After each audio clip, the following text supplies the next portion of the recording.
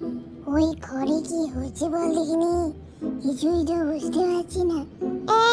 আমিও বুঝতে পারি না। বোঝা তো যাচ্ছে না।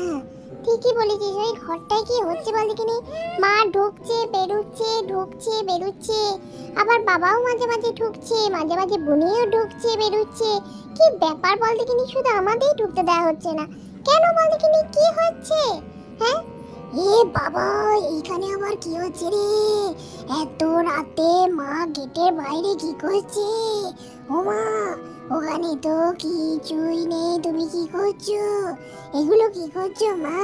হ্যাঁ, এ বাবা, এগুলো কি? এ বাবা, বুঝতে পারতে না পুতুল, ওগুলো তো মা জিলাপি বানাচ্ছে। এ বাবা, বুঝতে পারছিস না? এগুলো সাদা সাদা জিলাপি, এরপর ভাজা হবে, তারপর সেগুলো দেবে লাল লাল হবে। আমার জিভ দিয়ে লড়াই ঝোল বল গড়িয়ে পড়ছে, গাদা হলি খাবো। গাদি কোথাকার, ওগুলো জিলাপি, ওগুলোকে কি বলে জানিস? ওগুলোকে বলে আলপনা রে, আলপনা।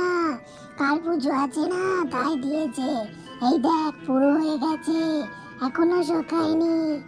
এ বাবা, এগুলো আলপনা? আমি তো জীবনে প্রথম দেখলাম। কি করে বুঝবো, কই দেখি কেমন হয়েছে? বাহ, বেশ সুন্দর হয়েছে তো। মা, আমাকে একটু শিখিয়ে দিও তো, আমিও তাহলে বিয়ে হয়ে পরের বাড়িতে গিয়ে করব।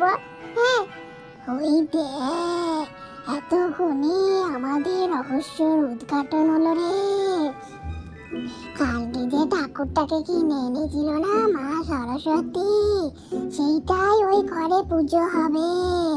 আর পুজো হবে বলেই ওই ঘরে সমস্ত জোগাড় জানতি হচ্ছে, আর তাই ঘরটা লাগানো আছে।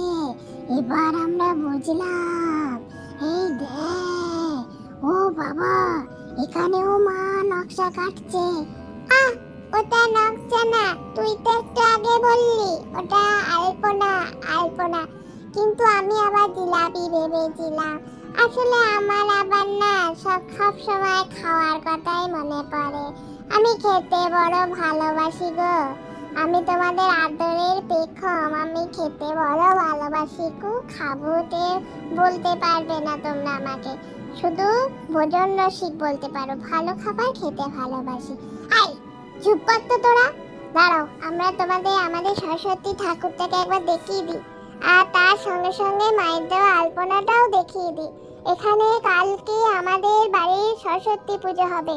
এখন অনেক রাত, মা সব জোগাড় জান্তি করে এরপর আমরা আবার ঘুমাবো।